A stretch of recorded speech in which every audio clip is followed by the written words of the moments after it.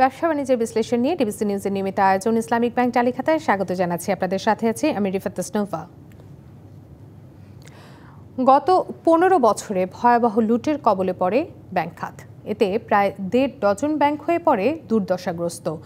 নামে বেনামে ব্যাংক থেকে লুটে নেওয়া হয় অর্থ। ইচ্ছাকৃত ঋণখেলাপি হিসেবে তালিকাভুক্ত হন অনেকে। এর পরিপ্রেক্ষিতে বিদেশ ভ্রমণে নিষেধাজ্ঞা দেয়া হয় খেলাপিদের। জারি করা হয় নীতিমালার, তবে নীতিমালা জারি করলেও তা বাস্তবায়ন করতে পারছে না কেন্দ্রীয় ব্যাংক। আইনের ফাঁক গুলে ধরা ছোঁয়ার বাইরে চলে যাচ্ছেন লুটেরারা। এমন বাস্তবতায় সকল ঋণখেলাপিকে এক কাতারে আনতে ইচ্ছাকৃত ঋণখেলাপি নীতিমালা বাতিল করার উদ্যোগ নিয়েছে বাংলাদেশ ব্যাংক।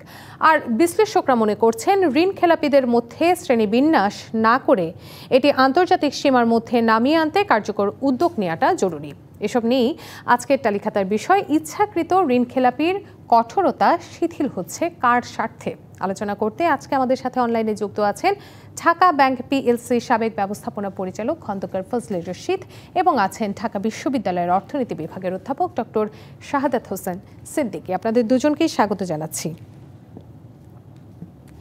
আমি একটু শুরু করতে চাচ্ছি জনাব ফজলে রশিদ, আপনাকে দিয়ে। এই যে আইন শিথিলের একটি বিষয় উঠে এসেছে, এই বিষয়টিকে আপনি কিভাবে দেখছেন, শুরুতে একটু বলবেন। ধন্যবাদ আপনাকে এবং দর্শককে। আসলে ইচ্ছাকৃত ঋণখেলাপি এবং ঋণ খেলাপি যারা, এই দুটোর মধ্যে একটা পার্থক্য করার চেষ্টা করেছিল বাংলাদেশ ব্যাংক। কিন্তু কেন এটা আবার শিথিল করা হচ্ছে, আমি কিন্তু সত্যি এটা বোঝা আমার জন্য খুব ডিফিকাল্ট। যারা ইচ্ছাকৃত ঋণ খেলাপি তারা কিন্তু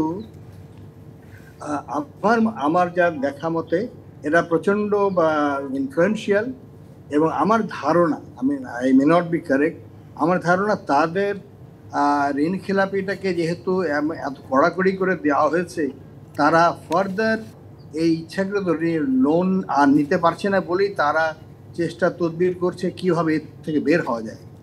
কেউ কিন্তু বলে না যে আমি ইচ্ছাকৃত ঋণ খেলাপি। সবাই বলে আমার ঋণ খেলাপি হয়েছে বিকজ অফ অনুকূল পরিবেশ নাই, বিভিন্ন কারণে। কিন্তু ইচ্ছাকৃতভাবে ঋণ খেলাপি যারা, তারা কিন্তু টাকা ফেরত দেওয়ার কোনো নামও করে না এবং নাম করবে বলে মনেও হয় না। যার জন্য তারা চাচ্ছে যেভাবেই হোক তারা ওই ইচ্ছাকৃত এই উইলফুল ডিফল্টার এই থেকে নামটা কাটানোর জন্য তারা চেষ্টা করছে। এটা কিন্তু যারা লোন দিয়েছেন ব্যাংকের যারা কর্মকর্তাগণ, তারা কিন্তু যদি চান, তারা যদি বের করতে চান, ডেফিনেটলি তারা বের করতে পারেন। তাদের ট্রানজ্যাকশন বিহেভিয়ার, তাদের লোন রিপেমেন্ট বিহেভিয়ার সব দেখলে কিন্তু খুব সহজে বোঝা যাবে তারা কিন্তু ইচ্ছাকৃত না অনিচ্ছাকৃত, না পরিবেশের শিকার, নাকি তাদের বিভিন্ন কারণের বোঝা যায়। কিন্তু তারা যদি বলেন না আমরা ঋণ খেলাপি ইচ্ছাকৃত না, এটা আমরা আমাদের নর্মাল প্রসেসে খেলাপি হয়ে গেছে, আমার মনে হয় এটা ঠিক হবে কিনা, যে বাংলাদেশ ব্যাংকে আরেকবার একটু চিন্তা করে দেখা উচিত।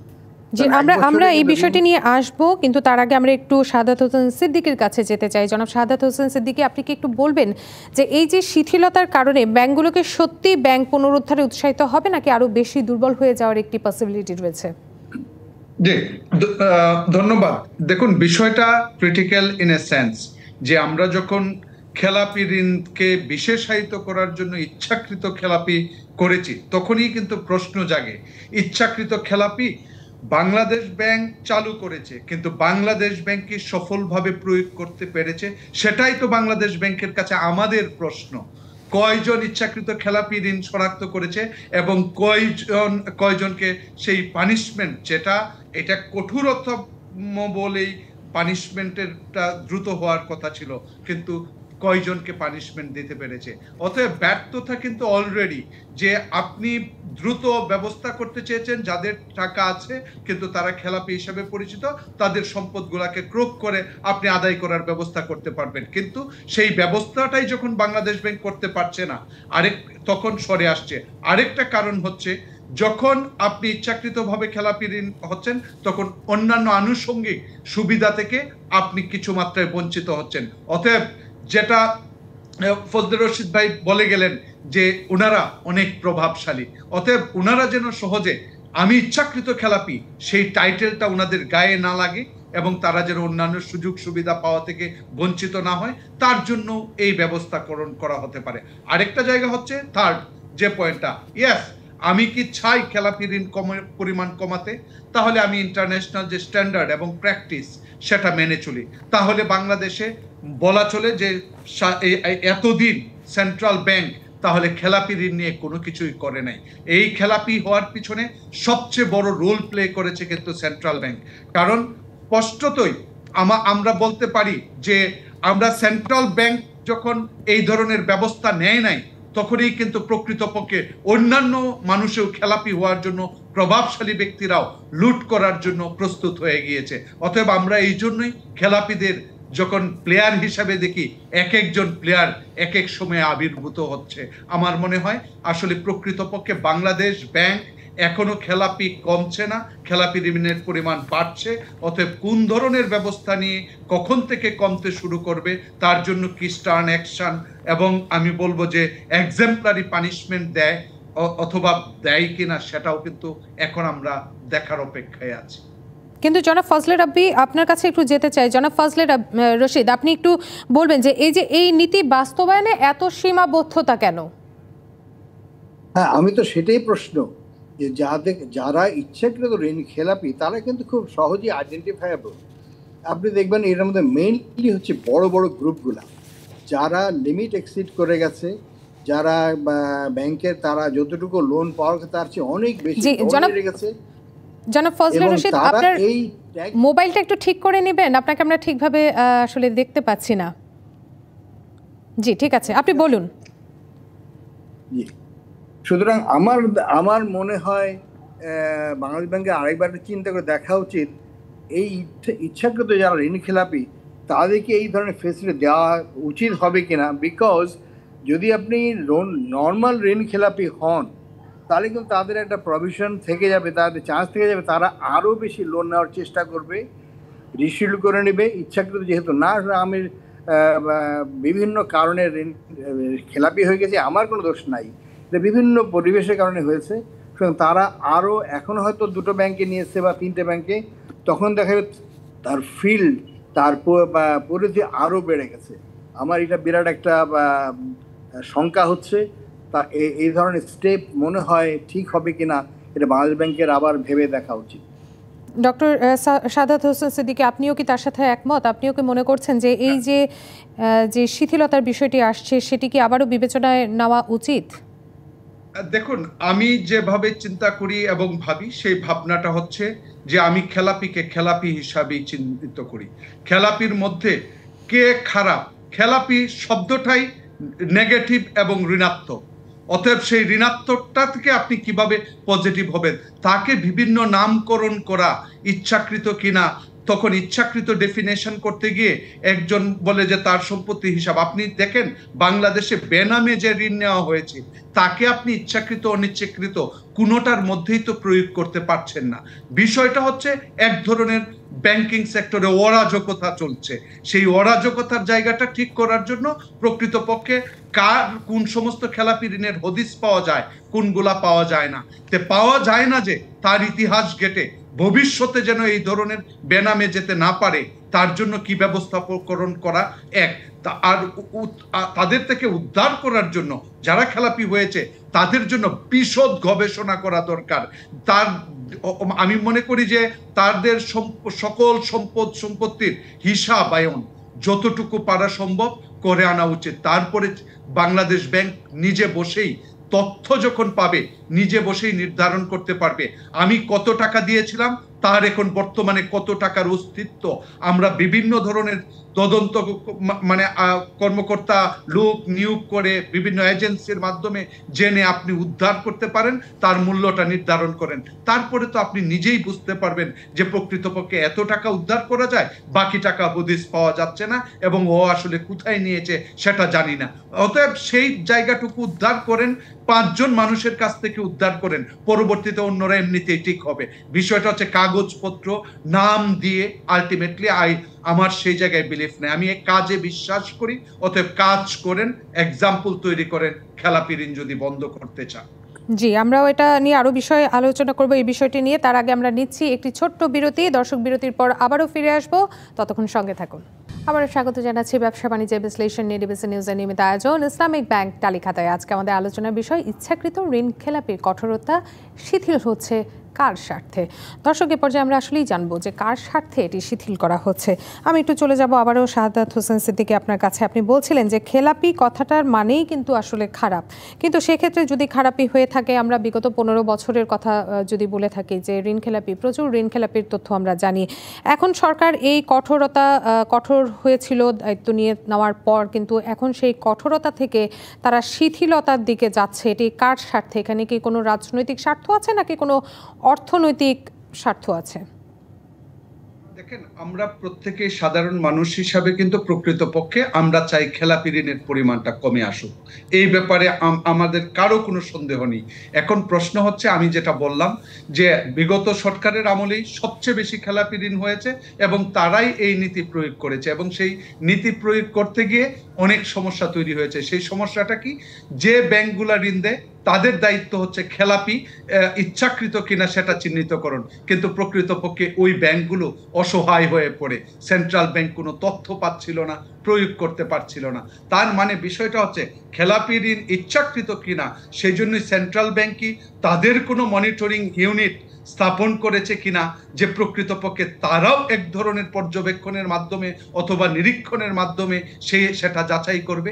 সেই জায়গাগুলাই তো হয় নাই। অর্থাৎ একটা দুর্বল মনিটরিং সিস্টেম। আপনি রেগুলেটর হতে পারেন, কিন্তু মনিটরিং সিস্টেমটা যদি উইক থাকে, তখন ডিফাইন করতে গিয়ে যখন প্রবলেমে পড়বেন, তখন সেটা কিন্তু আর কার্যত আইন থাকলেও কার্যকরী কোনো ধরনের বাস্তবায়ন আমরা দেখতে পাচ্ছি না।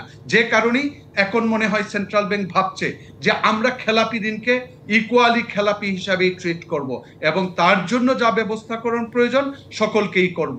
কিন্তু একই সাথে আমরা এটাও জানি যে পুনঃ তফসিল ব্যাপকভাবে বর্তমান গভর্নরের, মানে আমি বলবো সেন্ট্রাল ব্যাংক বর্তমান গভর্নরের অধীনেই পুনঃ তফসিল করে যাচ্ছে, এবং কেউ সুবিধা খুব দ্রুত পাচ্ছে, কেউ পুনঃ তফসিলের সুবিধাটা অনেক দেরিতে পাচ্ছে। বিষয়টা হচ্ছে এই ক্ষেত্রেও তো দেখে দেখে দিতে গিয়ে আপনি কত বছর নেবেন। বিষয়টা হচ্ছে সার্বিক সমাধানের জন্য কি করা উচিত ছিল, সবার জন্য গ্রহণযোগ্য এমন একটা নীতি করে আপনি যদি দিয়ে দেন, তার পরবর্তীতে যেন খেলাপি ঋণ আর না বাড়ে, তার জন্য যদি প্রক্রিয়াগুলা খেলাপি ঋণ যেন না বাড়ে, সে কথাটা কিন্তু বারবারই বলা হচ্ছে। কিন্তু এখানে আমি একটু জনাব ফজলে রশিদ আপনার কাছে যাব, যে এখানে যদি খেলাপি ঋণ এটা যদি শিথিলতা করা হয় নীতিগুলা, তাহলে ব্যাংক খাতের স্বচ্ছতা এবং দায়বদ্ধতা নিয়ে কি কোনো প্রশ্ন উঠবে না? হ্যাঁ, অবশ্যই। এখানে আপনি কেন করছেন তার আইডেন্টিফিকেশন না করে আপনি করে দিচ্ছেন যে না এরা খেলাপি, কিন্তু ইচ্ছাকৃত না। এখানে বেসিক কোশ্চেনটা হচ্ছে খেলাপি ইচ্ছাকৃত না অনিচ্ছাকৃত। যারা ইচ্ছাকৃত খেলাপি তাদের অবশ্যই ইচ্ছাকৃত রাখা উচিত, এই কারণে বিকজ তারা কিন্তু এটা যদি না ছাড় পেয়ে যায়, তারা কিন্তু ভবিষ্যতে আরও ঋণ খেলাপি হওয়ার সুযোগ আসবে তাদের জন্যে। বরং আমার মতে এটা এখনই এত তাড়াতাড়ি ছেড়ে দেওয়া উচিত না। এখানে একটি প্রশ্ন কিন্তু রয়েছে জনাব ফজলে রশিদ, আপনি এখানে দুটি বিষয় বারবার বলছেন, একটি হচ্ছে ইচ্ছাকৃত এবং অপরটি হচ্ছে অনিচ্ছাকৃত। আমরা দেখেছি যখন ক্ষুদ্র উদ্যোক্তারা সময় মতো তাদের ঋণটি পরিশোধ করতে পারেন না, তখন কিন্তু তাদের কঠোর শাস্তির আওতায় আনা হয়, যেটা আসলে তাদের জন্য যে শাস্তির বরাদ্দ থাকে সেটা তাদের জন্য কিন্তু কঠোরই বলা চলে। সেটা কিন্তু অনেকটা অনিচ্ছাকৃত আমরা বলতে পারি। সেক্ষেত্রে যদি ইচ্ছাকৃত কোনো বড় ঋণ খেলাপি শিথিল, সেক্ষেত্রে এটা কি উচিত? আমি সেটাই বলছি। আপনি কিন্তু দেখবেন যারা ইচ্ছাকৃত তারা কিন্তু সবগুলি বড়, যারা ছোট ছোট ঋণ যেমন এসএমই বা স্মল লোন যারা, তারা কিন্তু ইচ্ছাকৃত খুব কম। যারা বড় বড় লোন নিয়েছে, যারা প্রভাবিত করে লোন নিয়েছে, তারাই কিন্তু ইচ্ছাকৃত ঋণ খেলাপি হয়ে আছে, এবং তাদের ইচ্ছা, তাদের এবিলিটি থাকা সত্ত্বেও তারা পরিশোধ করছে না, বরং তারা ইচ্ছাকৃত ঋণ খেলাপি এই ট্যাগ থেকে বেরিয়ে আসার চেষ্টা করছে। আমার মনে হয় বাংলাদেশ ব্যাংক যেটা দেখা উচিত, আমাদের ব্যাংকগুলোকে ছেড়ে দেওয়া উচিত, তোমরা আইডেন্টিফাই করো কারা ইচ্ছাকৃত কারা নন ইচ্ছাকৃত। এটা ব্যাংকগুলো ইচ্ছা করলে বের করতে পারে, ডেফিনেটলি বের করতে পারবে। এখানে দেশের স্বার্থ সবচেয়ে আগে, ব্যক্তি স্বার্থের উপরে দেশের স্বার্থকে দেখা উচিত। আমাদের লোন খেলাপির অ্যামাউন্ট ডেফিনেটলি কমাতে হবে, কিন্তু এমনভাবে যদি শিথিল করে দেই তাহলে কিন্তু না কমে বরং আরো বেড়ে যাওয়ার সম্ভাবনা। জি, এখানে ঋণ খেলাপি বাড়ার আশঙ্কাটা অনেক ক্ষেত্রেই করা হচ্ছে, কিন্তু আপনি বলছেন যে এখানে দেশের স্বার্থ সবার আগে। আমি একটু যেতে চাই জনাব শাহাদাত হোসেন সিদ্দিকী আপনার কাছে। আমরা দেখেছি যে দেশে যখন বৈদেশিক মুদ্রার এত সংকট, এমন একটি সময়ে এসে খেলাপি ঋণের শিথিলতা, যে নীতি শিথিলতা দেওয়া হচ্ছে, সেটা কি কোনো যুক্তিযুক্ত সিদ্ধান্ত কিনা? এবং যে প্রশ্নটি আসলে আপনাকে আমি করেছিলাম যে অর্থনীতি পুনরুদ্ধারে এটি কি কোনো ইতিবাচক ভূমিকা রাখবে বলে আপনি মনে করেন? দেখেন, এখন পর্যন্ত আমরা কোনো পজিটিভ ইঙ্গিত দেখতে পাচ্ছি না যে ঋণ খেলাপি হোক আর ইচ্ছাকৃত ঋণ খেলাপি হোক তাদের বিরুদ্ধে সেন্ট্রাল ব্যাংকের যে কঠোর পদক্ষেপ নেওয়া উচিত সেটা না, বরং যে প্রবলেমটা বাংলাদেশে এই খেলাপি এবং ইচ্ছাকৃত খেলাপি সম্পর্কে, সেটা যদি পর্যালোচনা করেন দেখবেন যে আপনি নির্ধারণ করেছেন ইচ্ছাকৃত খেলাপি, কিন্তু তাকে ইচ্ছাকৃত বলা না বলা সেটার জন্য যখন আদালতের সম্মুখীন হয় তখন কিন্তু সে অনেক দিন ধরেই এই সংজ্ঞাটা থেকে বাইরে অবস্থান করতে পারে। এখন এ থেকে সমাধানের উপায় কি? সেন্ট্রাল ব্যাংক যদি কঠোর হন এবং দ্রুত নিষ্পত্তি করার জন্য সেন্ট্রাল ব্যাংক যদি নিজেই কোনো ব্যবস্থাপনা নেন যে আজ এখান থেকে যে সিদ্ধান্ত হবে সেটাই রাষ্ট্রের চূড়ান্ত সিদ্ধান্ত, এবং এটার যদি আইনগত ভিত্তি প্রতিষ্ঠা করেন, তখন কিন্তু খেলাপি হওয়া মাত্রই তার বিরুদ্ধে ব্যবস্থা নিতে পারবে অতি দ্রুত। এখন অর্থ ঋণ আদালত উচ্চ আদালতে গিয়ে আবার সেটার জন্য করা, যে কারণে আইনগত প্রক্রিয়ার কারণেই কিন্তু তারা বছরের পর বছর খেলাপি হোক ইচ্ছাকৃত হোক সেই জায়গাগুলা আমরা যেন কোনো মতেই প্রয়োগ করতে পারছি না তাদের ক্ষেত্রে। এখানে একটি প্রশ্ন কিন্তু চলেই আসছে যে নীতি শিথিল করা হচ্ছে, কিন্তু পরবর্তীতে কেন্দ্রীয় ব্যাংক আরো কঠোর নীতি দিবেন কিনা সেটা আসলে আমরা কেউই জানি না। কিন্তু এখানে তাহলে কার স্বার্থে এখন শিথিল করা হচ্ছে? এখানে স্বার্থ বলতে এটাই দেখেন, আপনি এখন যদি আপনি পরিদর্শন করে দেখতে পান যে খেলাপি ঋণ এবং সে ইচ্ছাকৃত তার অনেক সম্পত্তি রয়েছে, তাহলে সে অনেক ধরনের সুবিধা পাবে না। প্রথমত, সে যে ঋণটা রয়েছে অনেক আরো ঋণ রয়েছে সেগুলা পুনঃতফসিল করার জন্য সুযোগ পাবেন, কিন্তু সেই সুযোগটা নিতে পারছেন না।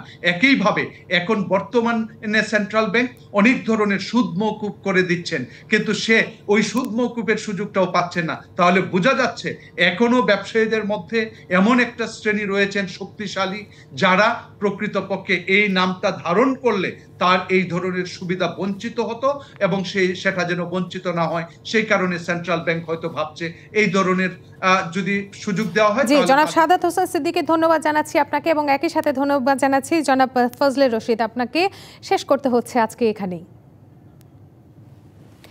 শেষ করছি ব্যবসা বাণিজ্যের বিশ্লেষণ নিয়ে ডিবিসি নিউজের নিয়মিত আয়োজন ইসলামিক ব্যাংকটা লেখাতে। এতক্ষণ সঙ্গে থাকার জন্য সবাইকে অসংখ্য ধন্যবাদ।